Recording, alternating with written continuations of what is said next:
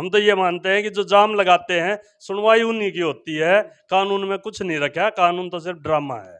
हमारे वो सांसद महोदय आए थे डीपी बख्शी, वो 2 टैंकर की उन्होंने हमारे पार्षदों ने मांग की और वो दे गए। इससे बड़ा सबूत क्या होगा? हो गए, लेकिन पानी किसी पे नहीं आ रहा। अगले चुनाव की तैयारी शुरू हो गई है, लेकिन हमारे पानी की तरफ किसी का ध्यान नहीं है। पानी के लिए लोग यानी कि तरस रहे हैं। गंदा पानी आ रहा है, दूषित पानी आ रहा है, सीवर का पानी आता है, भेदभावपूर्ण रूप से आता है। उसके बावजूद भी जो है एक्सीलेंट बताते हैं, धमकी देते हैं अधिकारी कि हम मुकदमा दर्ज करा देंगे और सारे मुकदमा दर्ज करवा दे। कम भीतर पड़ा चले जाऊँगा तो वहाँ पे जरा पानी तो ठीक मिल जाएगा। नमस्कार दोस्तों, मैं राकेश भारद्वाज। दोस्तों, इस समय हमारे साथ मौजूद है जन अधिकार एवं जागृति मंच के संस्थापक राजेश जिंदल जी। जैसा कि आप सभी को पता है, महम शहर के अंदर पानी की समस्या एक ऐसी समस्या है, इतना विकराल ये समस्या है कि मैं कहूँ कि इतने लंबे समय से, इतने सालों से ऐसी समस्या बनी हुई है जिसका अभी तक जो है कोई भी समाधान नहीं हो पाया है। उसी को लेकर जो है राजेश जिंदल जी लगातार जो है काफी लंबे समय से इन्होंने जो मंच बनाया है उसके माध्यम से, और इनकी पूरी की पूरी टीम जो है काफी लंबे समय से लड़ाई लड़ रहे हैं, लेकिन उसका कोई भी परिणाम आज तक नहीं निकला है। राजेश जी, एक बार फिर से जो है आपकी जिस तरीके से लगातार हमारे पास जो पिछले काफी दिनों से कॉल आ रही थी, क्या विषय, किस विषय को लेकर जो है आप फिर से जो है लोगों से रूबरू होना चाहते हैं? हाँ जी, नमस्कार। वाईपी न्यूज़ को आप धन्यवाद। सर, समस्या तो आप सबको पता ही है। मेरा कहना है कि मेन बात हरियाणा में चलती किसकी है? हरियाणा में न्याय व्यवस्था भी है या नहीं, और सूचना आयोग भी ठीक से काम कर रहा है कि नहीं, ये सबसे अहम सवाल खड़ा हो गया है। हमने राजनीति से हटकर सभी से, हमारे एमएलए बलराज कुंडू से, सांसद अरविंद शर्मा जी से, सांसद रामचंद्र जांगड़ा जी से, दीपेंद्र हुड्डा जी से, सबसे गुहार लगाई, अधिकारियों को पत्राचार के माध्यम से सूचित किया, उनसे मुलाकात की और उन्हें सारी समस्याओं से, जहाँ पे पानी व्यर्थ बह रहा है, क्या कारण है, सबसे सूचित किया। लेकिन उन कहीं पे कोई समाधान नहीं हुआ। कोई फ़ोन कर देता है, कोई कुछ कर देता है, लेकिन समाधान आज तक नहीं होया है। तो इसी के मद्देनज़र हम जो आरटीआई का भी हमने सहारा लिया, और जो सूचना आयोग है वो भी कहीं ना कहीं भ्रष्टाचार में लिप्त महसूस हो रहा है। जैसे हमने एक सूचना मांगी 5/7/21 को एसीएस से, वो 19/8/21 को जो है एक्शन के पास आई, और हमने उसकी कंप्लेंट वगैरह डाली सूचना आयोग में। तो वहाँ पे उन्होंने बता दिया कि हमने 20/7/21 को सूचना दे दी। सूचना किस विषय को लेकर डाली गई है? सूचना पानी से संबंधित ही डाल ली थी कि जैसे क्या उनका टाइम टेबल है, और कई चीज़ें हमने मांगी थी। और जो पत्राचार के संबंध में हमारे पत्रों पे क्या कार्रवाई की गई, क्या नहीं की गई, काफ़ी यानी हमने प्रयास किए। लेकिन सूचना आयोग में भी जो है, जो उसके पास एप्लीकेशन ही 19/8/21 को आई, उसकी 20/7/21 को कैसे उन्होंने सूचना दे दी। और वहाँ पे वो कह रहे हैं कि जी ईमेल के द्वारा हमें डायरेक्ट एप्लीकेशन मिली, ईमेल के द्वारा आरटीआई लग ही नहीं सकती। उसके बाद जो है हम दुखी होकर विभाग से और सारे नेताओं के से मिल मिला के कुछ नहीं होया, तो हम फिर चले गए हाई कोर्ट में। हाई कोर्ट में 26/5/21 को एक ही दिन में 2 बार सुनवाई की गई। एक ही दिन के अंदर 2 बार? हाँ, एक ही दिन में 2 बार सुनवाई की गई, और वहाँ पे एसीएस ने स्वीकार कर लिया कि जी इनकी रिप्रेजेंटेशन आई है और हम 4 हफ्ते के अंदर इनका समाधान कर देंगे। और जब यानी सरकार ने या एसीएस ने स्वीकार ही कर लिया, तो कोर्ट ने भी क्या कहना था। उन्होंने जो है 4 हफ्ते का टाइम देकर और निपटान कर दिया। उसके बाद हम उनको याद दिलाते रहे समय समय पर, जी हाई कोर्ट का ऑर्डर भी हो रहा है और हमारे यहाँ समस्या है, इसको आप संभालो। लेकिन उन्होंने इस बारे में कुछ नहीं किया। मजबूरन हमें जो है दिसंबर 2021 में हाई कोर्ट में पुनः जाना पड़ा, उनको याद दिलाया जी आपने ये ऑर्डर पास किए थे और आपके आदेशों की भी पालना नहीं की गई।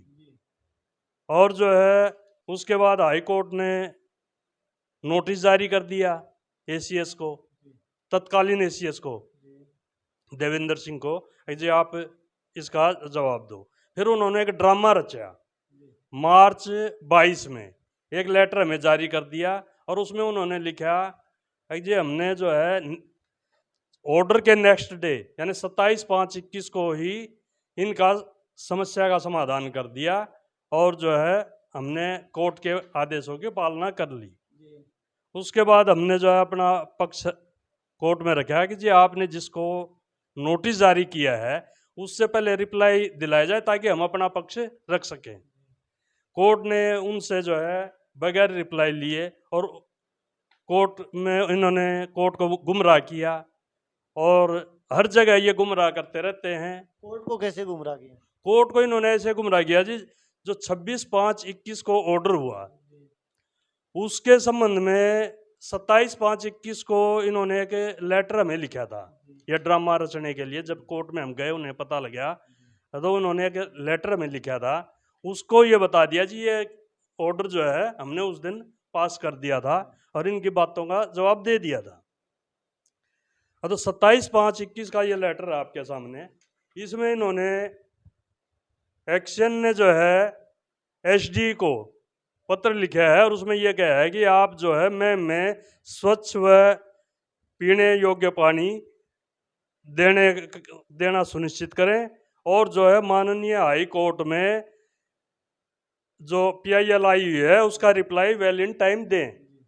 जब 27/5 को उनको यही नहीं पता कि 26/5 को कोर्ट ने डिसीजन कर दिया है और उसके बारे में कोई जवाब वहाँ देना नहीं है, तो काम करना है, लेकिन वो 27/5 के उस पत्र को वहाँ पे पेश कर रहे हैं। ये पेश हमने खुद भी कर रखा था एविडेंस के रूप में, लेकिन उन्होंने इसको दोबारा टाइप करके, और ये जो मैटर है ये आप देखिए, ये नीचे का जो मैटर है ये इनके खिलाफ पड़ता था, जिससे ये पता लग रहा है कि 27/5 को इसने SDO को ऑर्डर दिए हैं।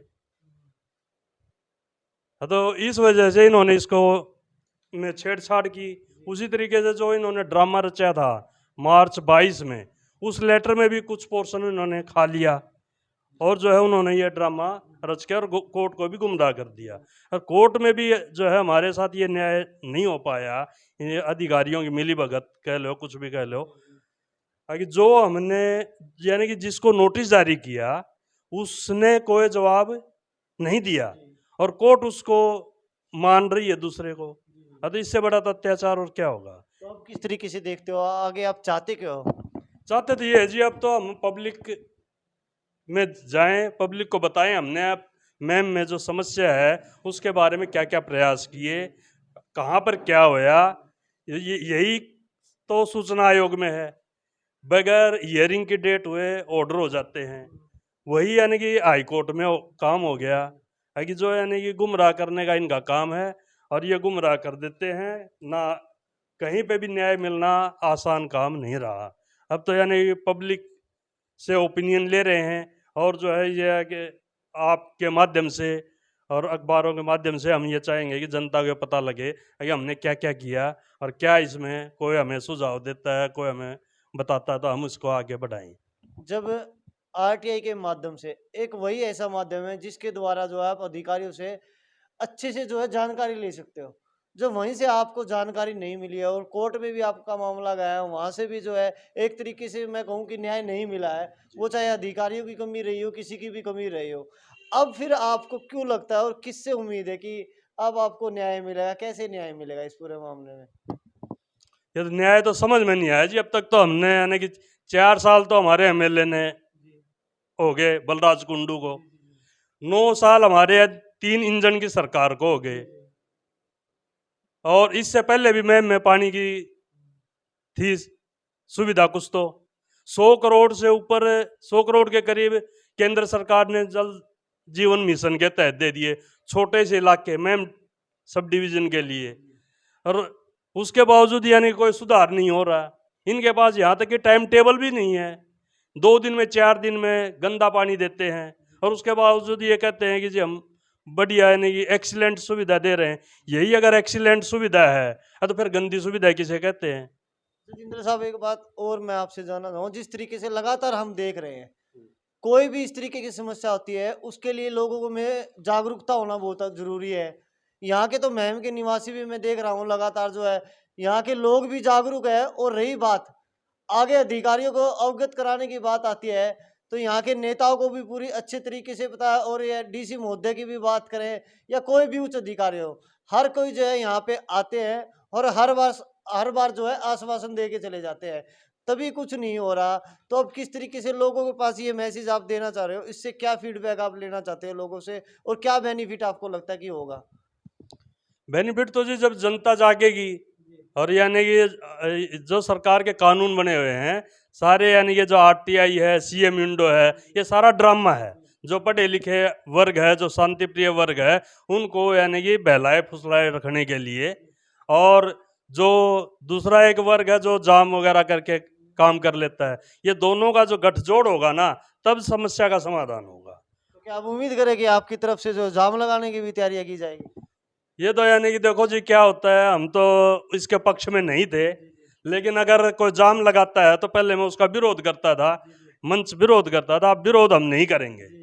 दूसरा एक वर्ग है जो जाम वगैरह करके काम कर लेता है, ये दोनों का जो गठजोड़ होगा ना, तब समस्या का समाधान होगा। तो क्या आप उम्मीद करें कि आपकी तरफ से जो जाम लगाने की भी तैयारियां की जाएगी? ये तो यानी कि देखो जी क्या होता है, हम तो इसके पक्ष में नहीं थे, लेकिन अगर कोई जाम लगाता है तो पहले मैं उसका विरोध करता था, मंच विरोध करता था। अब विरोध हम नहीं करेंगे।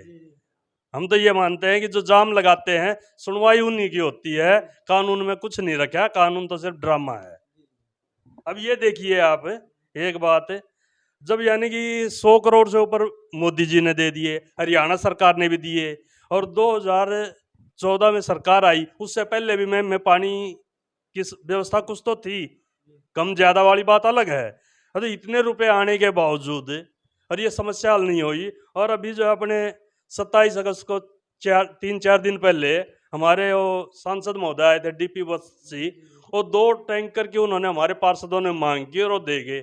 इससे बड़ा सबूत क्या होगा कि जो यानी कि करोड़ों रुपए, सैकड़ों करोड़ रुपए खर्च होने के बावजूद यहाँ पे 2 टैंकर पानी के लिए मांगे गए, और वो सांसद महोदय अपने कोटे से दे रहे हैं। इससे बड़ा तो यानी आपको सबूत क्या चाहिए।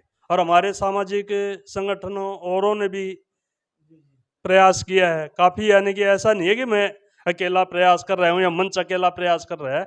मैं काफ़ी लोगों ने प्रयास किए हैं, लेकिन वो थक हार के चुप बैठ जाते हैं। आखिर क्या करें। यहाँ तक देखो आप, सरकार के जो मनोनीत पार्षद हैं वेद प्रकाश धवन, वो भी धरने पर बैठे थे। उन्होंने भी उस टाइम, हमारे डीसी RS वर्मा जी आए थे और उन्होंने यानी कि अधिकारियों को डायरेक्शन दी थी। और डायरेक्शन का हो क्या रहा है, यानी कि सिर्फ एक पोस्टमैन वाला काम हो रहा है। ऊपर हमारी दरखास्त जाती है और नीचे की तरफ फॉरवर्ड हो जाती है, और इससे ज़्यादा कुछ नहीं हो रहा। अब मैम वासियों से आप किस तरीके का संदेश देना चाहते हो और कैसे उनका साथ लेना चाहते हो?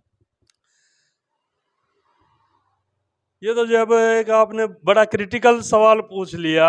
जितनी मेरी उम्र नहीं है उससे ज़्यादा तो यहाँ मैम की समस्या है, और यहाँ पे एक नहीं सैकड़ों आदमियों ने प्रयास किए हैं पानी की समस्या को सुलझाने के लिए। ये तो अब हम जब पब्लिक में दोबारा जाएंगे, उनको अपनी बात रख के और उससे उनसे ही फीडबैक लेंगे ये कैसे समाधान हो सकता है।